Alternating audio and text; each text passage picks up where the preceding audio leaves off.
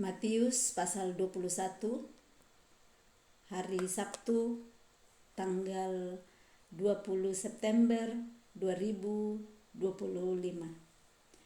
Yesus dielu-elukan di Yerusalem. Ketika Yesus dan murid-muridnya telah dekat Yerusalem dan tiba di Betfage yang terletak di Bukit Zaitun, Yesus menyuruh 2 orang muridnya dengan pesan, "Pergilah ke kampung yang di depanmu itu, dan di situ kamu akan segera menemukan seekor keledai betina tertambat dan anaknya ada dekatnya. Lepaskanlah keledai itu dan bawalah keduanya kepadaku. Dan jikalau ada orang menegur kamu, katakanlah, Tuhan memerlukannya.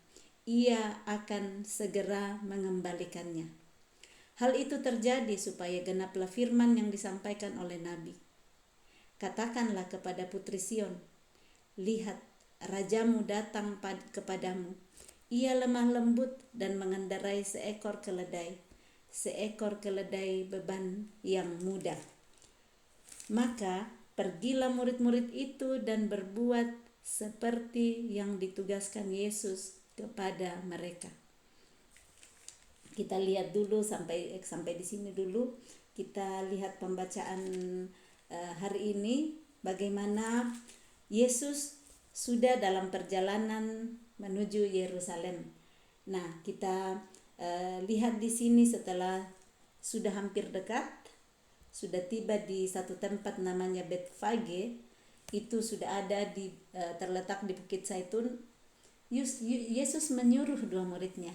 Kembali kita lihat bahwa Yesus saat mengirim murid-muridnya selalu berdua-duaan. Nah, kali ini lagi ada 2 murid yang diutus, yang disuruh. Tidak disebutkan siapa murid itu, tetapi ada 2 orang.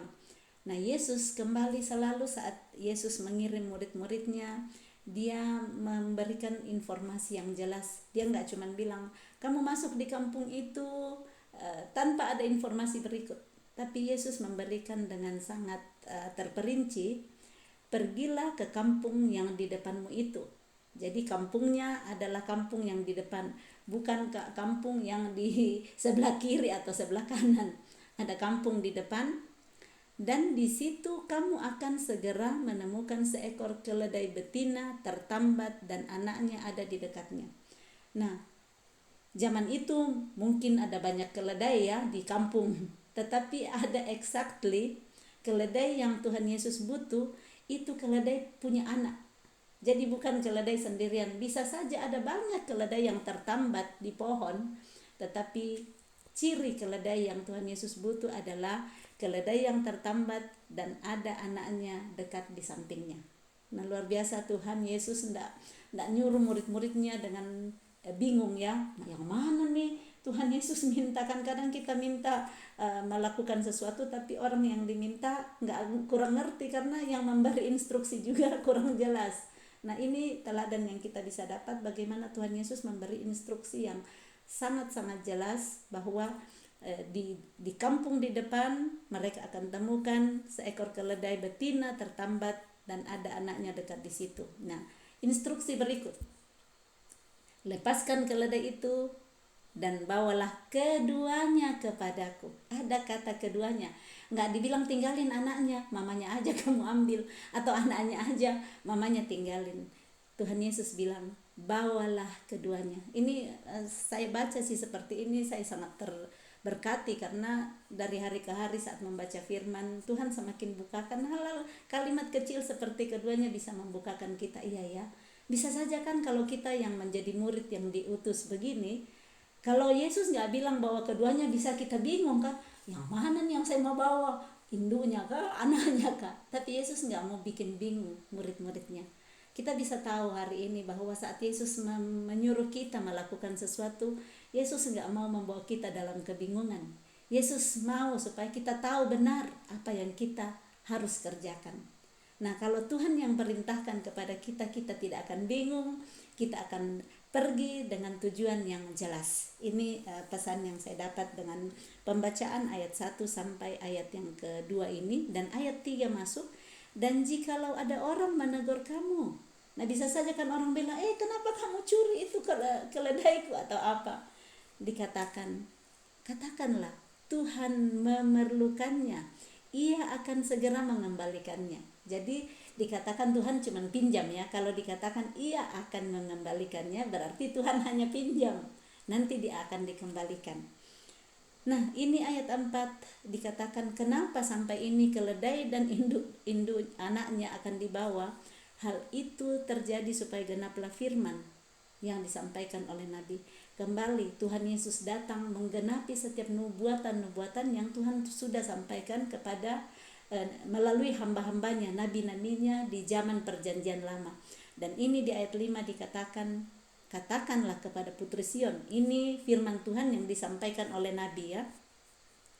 Katakanlah kepada putri Sion, lihat rajamu datang kepadamu, ia lemah lembut dan mengendarai seekor keledai beban yang mudah. Ini bisa kita baca di Sakaria 9 ayat 9. Ini sudah dinubuatkan di kitab Sakaria 9 ayat 9, digenapi di Matius 21 ayat 5. Luar biasa, firman Tuhan kalau disampaikan oleh nabi yang benar, bukan nabi palsu. Karena kalau nabi palsu tidak akan tergenapi nubuatannya. Ayat 6 kita sudah baca di situ, maka pergilah murid-murid itu dan berbuat seperti yang ditugaskan Yesus kepada mereka. Ini murid-murid patuh, taat. Mereka benar-benar melakukan exactly, tepat seperti yang Yesus tugaskan kepada mereka. Mereka nggak coba bikin, kan biasa di dalam perjalanan lihat, saya coba ke kampung kiri lah, ke kampung kanan lah. Mereka exactly jalan masuk ke kampung yang ada di depan. Mereka serius mencari kiri kanan pastinya ya, di mana ini, karena belum ditahu di mana ini keledai tertambat dengan anaknya. Mereka pasti serius dan fokus mencari di mana ini keledai yang tertambat di pohon dan lihat ada anak di sampingnya. Jadi tugas yang mereka kerjakan tanpa bilang, aduh ini Yesus suruh kita pekerjaan yang gimana kalau nanti tidak ada. Bisa saja kan mereka kalau kurang percaya mereka akan bilang, kalau pergi nanti baru tidak ada. Terus gimana nanti kalau begini dan begini. Nah kadang kan kita kalau ada perintah yang Tuhan sampaikan kepada kita, banyak sekali pertimbangan dan alasan-alasan dalam diri kita untuk membuat, tidak usah deh, saya tidak usah kerjakan. Tetapi ini kedua murid Yesus ini, mereka pergi dan berbuat seperti yang ditugaskan Yesus kepada mereka. Nah, mereka membawa keledai betina itu bersama anaknya. Mereka lakukan tepat seperti yang Yesus perintahkan kepada mereka. Saya belajar di sini bahwa saat kita taat melakukan perintah yang Tuhan sampaikan, kuasa Yesus bisa dilihat di sana. Tuhan Yesus mau menunjukkan kuasanya kepada kedua muridnya ini, bahwa Tuhan Yesus nggak lobby-lobbyan orang ya, nggak lobby pemilik keledai itu. Sebelumnya Tuhan Yesus nggak WhatsApp mereka, belum ada WhatsApp, nggak kirimkan pesan dulu, ada muridku 2 orang mau ke situ ya, keledaimu yang ada anak-anaknya itu boleh nggak aku pinjam. Nggak ada lobby-lobbyan. Yesus nggak pakai lobbyan itu dulu, tetapi dia memperlihatkan kuasanya kepada murid-muridnya.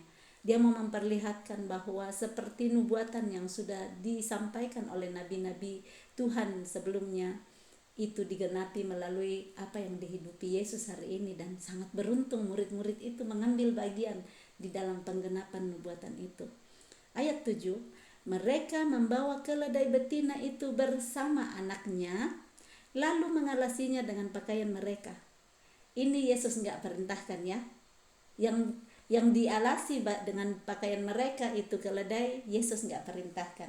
Ini bagian dari murid yang mengambil spontan dari diri mereka. Jadi kadang dalam hidup kita nggak usah diperintahkan, dari hati kita sendiri bagaimana kita bisa mengambil bagian lebih untuk diberikan kepada Tuhan. Nah mereka merelakan bajunya, diambil pakaian mereka dan dipakai untuk mengalas keledai betina itu supaya Yesus bisa duduk di atasnya. Kerendahan hati dan kemurahan hati kedua murid ini untuk memberikan yang terbaik untuk guru mereka. Ayat 8, orang banyak yang sangat besar jumlahnya menghamparkan pakaiannya di jalan. Nah, orang yang melihat bahwa kedua murid ini melepaskan pakaiannya untuk menghargai, menghormati guru mereka yaitu Tuhan Yesus, orang-orang juga menghamparkan pakaiannya.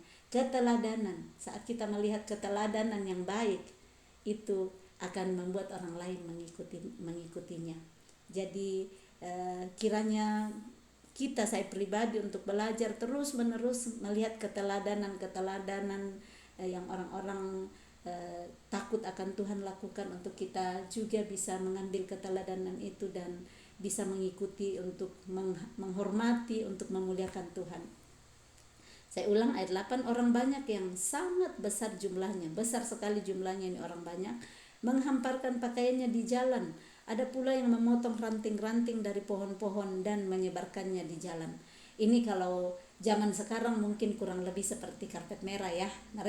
Karpet merah mereka untuk Tuhan Yesus, penghargaan. Orang yang dihargai itu adalah pakaian-pakaian mereka dan ranting-ranting dari pohon-pohon. Ayat 9, dan orang banyak yang berjalan di depan Yesus dan yang mengikutinya dari belakang berseru katanya, Hosana bagi anak Daud, diberkatilah dia yang datang dalam nama Tuhan. Hosana di tempat yang maha tinggi. Ini ada kita bisa lihat juga sudah dituliskan di Mazmur 118 ayat 26. Untuk Matius 21 ayat 9 ini. Semua mengikuti Yesus berseru dari belakang, dan ini teriakan mereka, Hosana bagi anak Daud, diberkatilah dia yang datang dalam nama Tuhan, Hosana di tempat yang maha tinggi. Ayat 10, dan ketika ia masuk ke Yerusalem, gemparlah seluruh kota itu dan orang berkata, siapakah orang ini? Bagaimana tidak gempar ya kalau banyak sekali orang mengikuti dia dan berseru Hosana bagi anak Daud. Mereka hamparkan pakaian dan memotong ranting-ranting dari pohon di depan Yesus. Jadi seluruh kota gempar dan orang banyak itu menyahut. Saat orang berkata, siapa orang ini ya, kenapa sampai segitu-gitunya penyambutan untuk dia? Dan orang banyak menyahut, inilah Nabi Yesus dari Nazaret di Galilea. Kita lanjut ke perikop yang berikut. Yesus menyucikan bait Allah. Lalu Yesus masuk ke bait Allah. Jadi setelah tiba di Yerusalem, yang Yesus lakukan adalah masuk ke bait Allah dan mengusir semua orang yang berjual beli di halaman bait Allah. Ia membalikkan meja-meja penukar uang dan bangku-bangku pedagang merpati dan berkata kepada mereka, ada tertulis, rumahku akan disebut rumah doa, tetapi kamu menjadikannya sarang penyamun. Ada bagian di mana Yesus tidak takut. Dia melakukan kebenaran. Saat dia melihat rumah, di sini dia bilang rumahku akan disebut rumah doa, tetapi dijadikan sarang penyamun. Orang pakai untuk berjual beli di halaman bait Allah. Di sini Yesus tidak takut-takut. Dia langsung membalikkan meja penukar uang, bangku-bangku pedagang merpati di situ. Ayat 14, maka datanglah orang-orang buta dan orang-orang timpang kepadanya dalam bait Allah itu, dan mereka disembuhkannya. Tetapi ketika imam-imam kepala dan ahli-ahli Taurat melihat mujizat-mujizat yang dibuatnya itu, dan anak-anak yang berseru dalam bait Allah, Hosana bagi anak Daud, hati mereka sangat jengkel. Ahli-ahli Taurat, imam-imam kepala, hatinya jengkel. Mereka marah karena apa? Pastinya cemburu. Yesus dielu-elukan sampai anak-anak pun berseru-seru Hosana bagi anak Daud. Ayat 16, lalu mereka berkata kepadanya, engkau dengar apa yang dikatakan anak-anak ini? Kata Yesus kepada mereka, aku dengar. Belum pernahkah kamu baca dari mulut bayi-bayi dan anak-anak yang menyusu, engkau telah menyediakan puji-pujian? Nah, ini kita lihat bagaimana di ayat 16 ini terdapat juga di Mazmur 8 ayat 3. Di situ dikatakan bahwa belum pernahkah kamu baca dari mulut bayi-bayi dan anak-anak yang menyusu, engkau telah menyediakan puji-pujian. Ayat 17, lalu ia meninggalkan mereka dan pergi keluar kota ke Betania dan bermalam di situ. Tuhan Yesus mengambil hati orang-orang yang jengkel kepada dia. Tuhan Yesus tidak tinggal memikirkan, aduh orang ini bilang ke saya begini, ini ahli Taurat, imam-imam kepala kok bilang begitu. Ini kan kadang yang kita ya, kita kadang terlalu tinggal pikirkan apa kata orang tentang kita, apa pendapat orang tentang kita. Ini Tuhan Yesus enggak habiskan waktunya di situ. Dia enggak mau tinggal memikirkan. Ayat 17 dia bilang, lalu ia meninggalkan mereka. Dia tinggalkan mereka, enggak tinggal berdebat, enggak tinggal membenarkan dirinya, enggak tinggal untuk mengurus orang-orang yang sakit hati, yang iri hati di situ. Ia meninggalkan mereka dan pergi keluar kota ke Betania dan bermalam di situ. Kita lanjut ke perikop berikut. Yesus mengutuk pohon ara.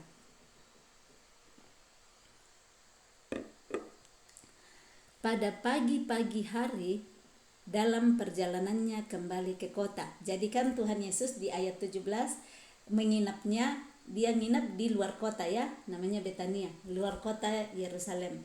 Nah pagi-pagi sekali Tuhan Yesus sudah dalam perjalanan kembali, masuk kota kembali. Nah mungkin belum sarapan ya Tuhan Yesus waktu bangun pagi-pagi, makanya di situ dikatakan Yesus merasa lapar. Dekat jalan ia melihat pohon ara lalu pergi ke situ. Tetapi ia tidak mendapat apa-apa pada pohon itu selain daun-daun saja. Katanya kepada pohon itu, engkau tidak akan berbuah lagi selama-lamanya. Dan seketika itu juga, keringlah pohon ara itu. Melihat kejadian itu tercenganglah murid-muridnya, lalu berkata, bagaimana mungkin pohon ara itu sekonyong-konyong menjadi kering? Kita lihat bagaimana murid-murid Yesus selalu ada bersama Yesus. Ini yang orang-orang banyak yang sering berbondong-bondong tidak saksikan bagaimana Yesus berkata ke pohon ara dan pohon ara itu langsung kering seketika. Ada banyak hal yang hanya murid-murid Yesus yang saksikan, yang diperlihatkan kepada Yesus, diperlihatkan oleh Yesus kepada mereka. Itu kan kita sudah baca di Matius 13 waktu perumpamaan tentang penabur. Waktu murid-murid Yesus berkata, kenapa engkau sampaikan kepada mereka, ke orang banyak perumpamaan? Yesus berkata bahwa rahasia kerajaan surga diberitahukan kepada kalian saja, kepada murid-murid yang dekat, yang terus-menerus bersama-sama dengan Yesus, yang mencari dia siang dan malam. Mencari dia maksudnya kan selalu bersama-sama. Nah ini yang kejadian baru murid-murid lihat, bahwa Yesus melihat pohon ara dan ternyata yang ada hanya daun-daun saja. Dan Tuhan Yesus langsung berkata saat itu juga, engkau tidak akan berbuah lagi selama-lamanya. Ini pelajaran yang kita bisa dapat, bagaimana Tuhan Yesus bisa tiba-tiba saja ya. Ini kan nggak diprediksi kapan Yesus lewat di sana dan merasa lapar. Yesus bisa datang kapan saja dan melihat hidup kita dan membutuhkan buah dari situ. Tapi kalau ternyata lewat dan kita nggak punya buah apa-apa, hidup kita kering, cuma daun-daun saja, ternyata Tuhan Yesus bisa berkata, engkau tidak akan berbuah lagi selama-lamanya. Sebelum Tuhan Yesus lewat dan mencari buah pada hidup kita, mari kita terus mau untuk bertumbuh, mendekat kepada Dia supaya kita bisa menghasilkan buah, sehingga saat Yesus mencari buah dari kehidupan kita, Dia akan mendapatkan buah itu dan tidak mengatakan bahwa engkau tidak akan berbuah lagi selama-lamanya. Ini kurang lebih dikutuk ya, tidak akan ada buah lagi selama-lamanya. Dan kuasa dari perkataan Yesus, ada kuasa di dalam perkataan kita. Dan perkataan itu kan ada, kita sudah lihat di perjanjian lama bagaimana hidup dan mati dikuasai oleh lidah. Siapa suka menggemakannya akan memakan buahnya. Nah murid-murid yang menyaksikan itu kaget, bagaimana mungkin pohon ara itu sekonyong-konyong menjadi kering. Tiba-tiba langsung kering loh, gak pernah mereka melihat seperti itu. Dan Yesus menjawab mereka, aku berkata kepadamu, sesungguhnya jika kamu percaya dan tidak bimbang, kamu bukan saja akan dapat berbuat apa yang kuperbuat dengan pohon ara itu, tetapi juga jikalau kamu berkata kepada gunung ini, beranjaklah dan tercampaklah ke dalam laut, hal itu akan terjadi. Dan apa saja yang kamu minta dalam doa dengan penuh kepercayaan, kamu akan menerimanya. Di sini kuasa doa ya yang Tuhan mau sampaikan. Bagaimana ada kuasa di dalam doa, tetapi doa yang bagaimana dulu? Doa yang benar-benar percaya, dengan penuh kepercayaan kata Yesus. Bahwa jika kamu percaya dan tidak bimbang.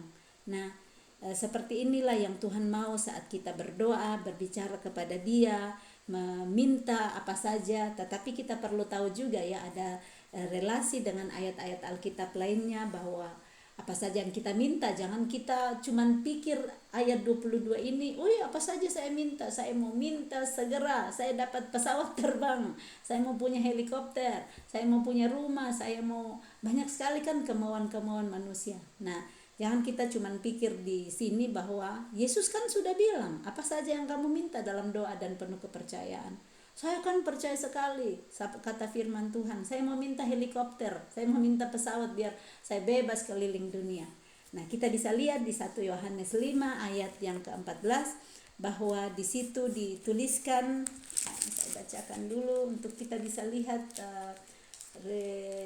relasi dengan firman-firman yang Tuhan sampaikan, bahwa 1 Yohanes 5 ayat 14, dan inilah keberanian percaya kita kepadanya, yaitu bahwa Ia mengabulkan doa kita jikalau kita meminta sesuatu kepadanya menurut kehendaknya. Jadi apa saja yang menurut Tuhan Yesus di ayat 22 Matius 21 ini, dalam hal sesuatu yang menurut kehendak Tuhan.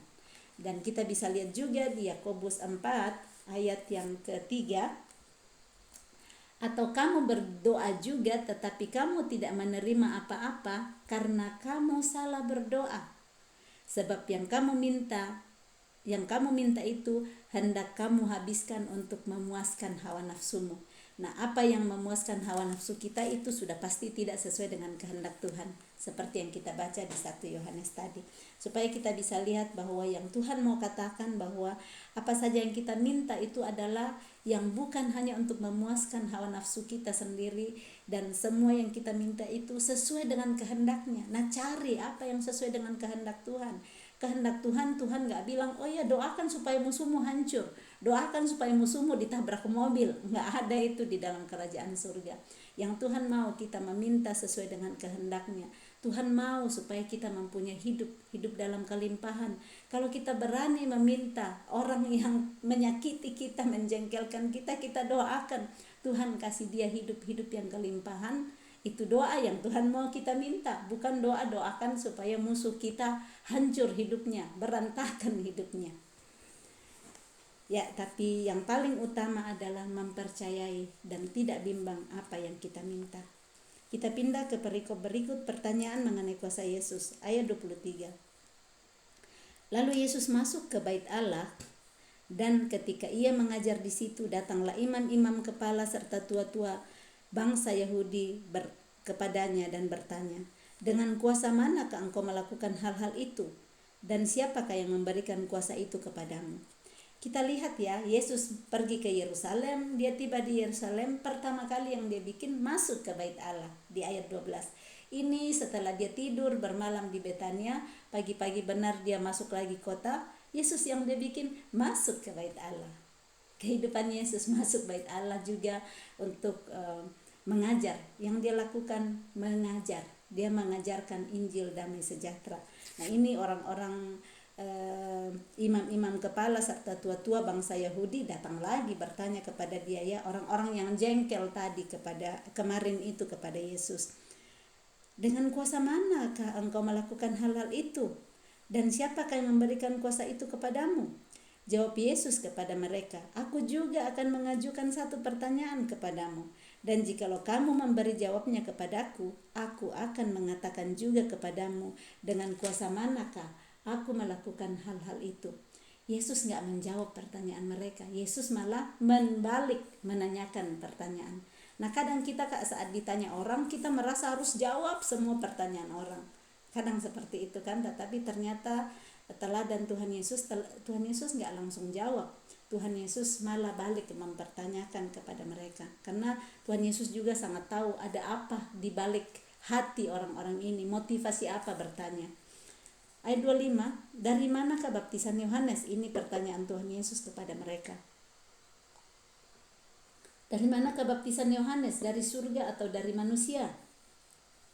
Mereka memperbincangkannya di antara mereka dan berkata, jikalau kita katakan dari sorga, ia akan berkata kepada kita, kalau begitu, mengapakah kamu tidak percaya kepadanya? Tetapi jikalau kita katakan dari manusia, kita takut kepada orang banyak, sebab semua orang menganggap Yohanes ini nabi. Jadi mereka berbicara di sampingnya, berdiskusi di samping sebelum mereka jawab Yesus. Lalu ayat 27, lalu mereka menjawab Yesus, kami tidak tahu. Jadi mereka pertimbangkan dua possibility, dan akhirnya apa jawaban mereka kepada Yesus? Kami tidak tahu. Dan Yesus pun berkata kepada mereka, jika demikian, aku juga tidak mengatakan kepadamu dengan kuasa manakah aku melakukan hal-hal itu. Luar biasa cara Tuhan Yesus meredam orang-orang yang hanya mau bertanya untuk menjatuhkan dia. Perikop berikutnya perumpamaan tentang dua orang anak. Ayat 28. Tetapi apakah pendapatmu tentang ini? Seorang mempunyai dua anak laki-laki. Ia pergi kepada anak yang sulung dan berkata, anakku, pergi dan bekerjalah hari ini dalam kebun anggur. Jawab anak itu, baik bapa, tetapi ia tidak pergi. Lalu orang itu pergi kepada anak yang kedua dan berkata demikian juga. Dan anak itu menjawab, aku tidak mau. Tetapi kemudian ia menyesal, lalu pergi juga. Siapakah di antara kedua orang itu yang melakukan kehendak ayahnya? Jawab mereka, yang terakhir.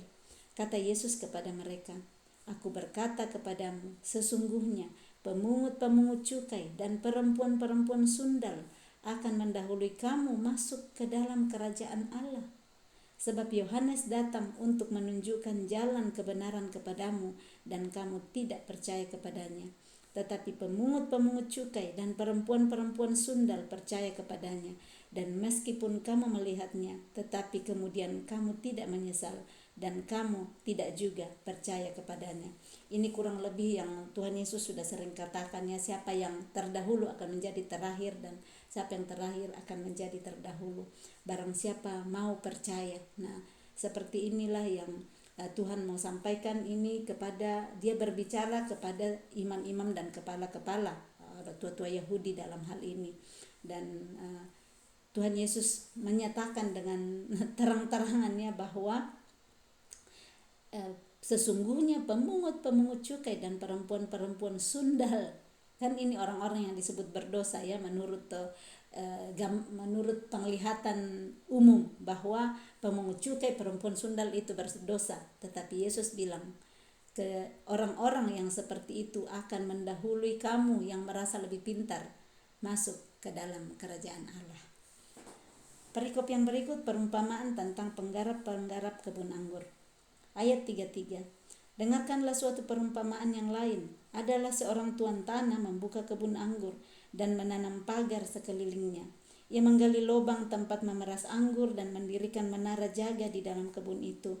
Kemudian ia menyewakan kebun itu kepada penggarap-penggarap lalu berangkat ke negeri lain.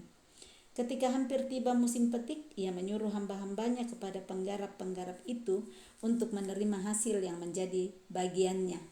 Ini penggarap-penggarap di Indonesia juga ada seperti ini ya, orang-orang yang punya tanah disewakan kepada orang-orang yang bekerja untuk mengolah sawah ya, mengolah sawah dan nanti hasilnya dibagi. Saya kurang lebih ingat seperti itu ada di Toraja, cerita-cerita seperti ini disewakan kurang lebih atau bagi hasil nantinya. Nah, ini yang menjadi perumpamaan saat itu untuk Tuhan Yesus pakai sebagai perumpamaan tentang penggarap kebun anggur.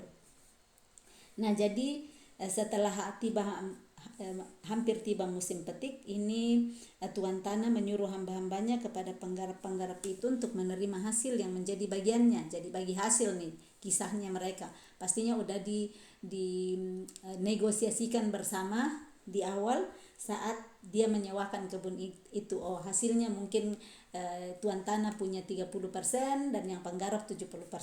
Nah, kita lihat ayat 35. Tetapi penggarap-penggarap itu menangkap hamba-hambanya itu. Mereka memukul yang seorang, membunuh yang lain, dan melempari yang lain pula dengan batu. Yang harusnya mereka kasih hasil, tetapi malah mereka memukul dan bahkan membunuh petugas-petugas ya, jadi membunuh hamba-hamba yang dikirim ini. Ayat 36, kemudian Tuhan itu menyuruh pula hamba-hamba yang lain lebih banyak daripada yang semula, tetapi mereka pun diperlakukan sama seperti kawan-kawan mereka. Kalau kita lihat seperti ini ya, sang tidak tahu diri nih yang penggarap. Udah dikasih kesempatan, tidak ada tanahnya sendiri, tetapi mereka cuma punya tenaga untuk bisa menghasilkan, tetapi malah membalas seperti ini kepada tuan tanah yang menyewakan tanah kebun anggurnya. Ayat 37, akhirnya ia menyuruh anaknya kepada mereka, katanya, anakku akan mereka segani. Ya, pikirnya ya kalau anaknya lebih disegani. Tetapi ketika penggarap-penggarap itu melihat anaknya itu, mereka berkata seorang kepada yang lain, ia adalah ahli waris, mari kita bunuh dia supaya warisannya menjadi milik kita. Mereka serakah, sudah disewakan, mereka ternyata ada kemauan untuk memiliki tanah kebun yang disewakan, yang disewakan kepada mereka.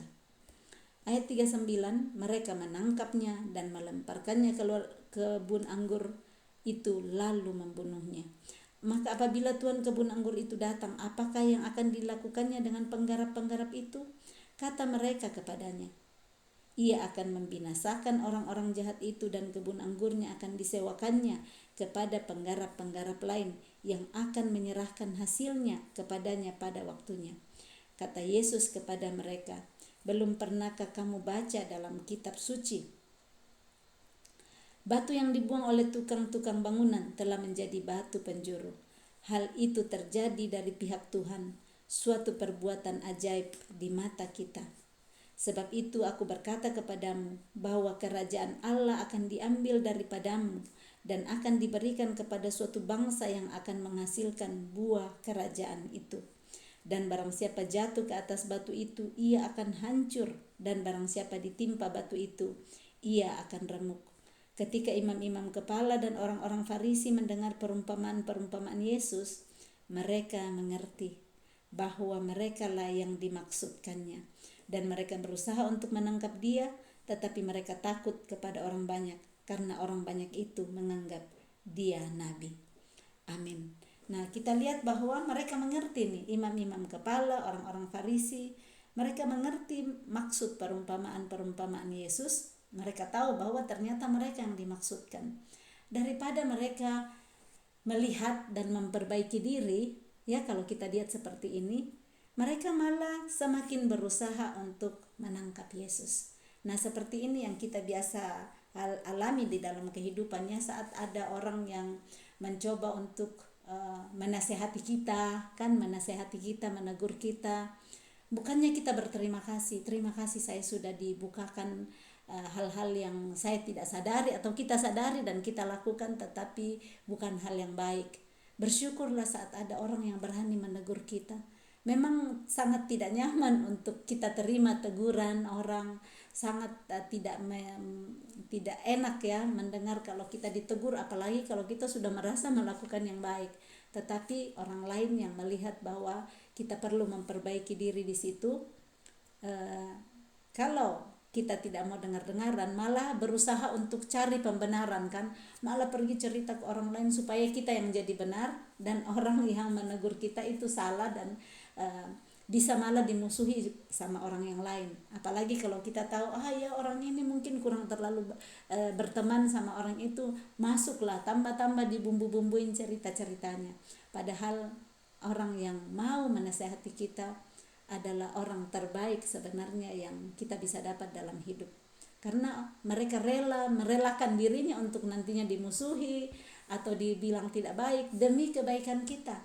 Tetapi kan kita bisa lihat ada dua tipe orang yang datang mungkin memberitahu kepada kita.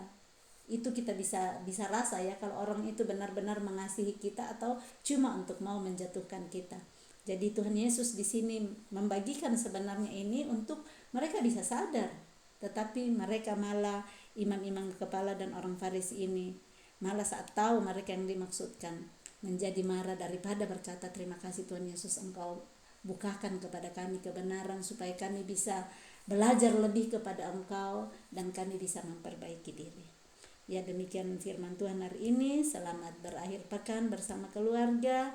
Kasih Tuhan Yesus terus menyertai kita di hari-hari terakhir di mana Tuhan masih memberikan kesempatan untuk kita hidup di bumi sampai waktunya Dia datang menjemput kita kembali. Salam kasih, Tuhan Yesus memberkati. Shalom.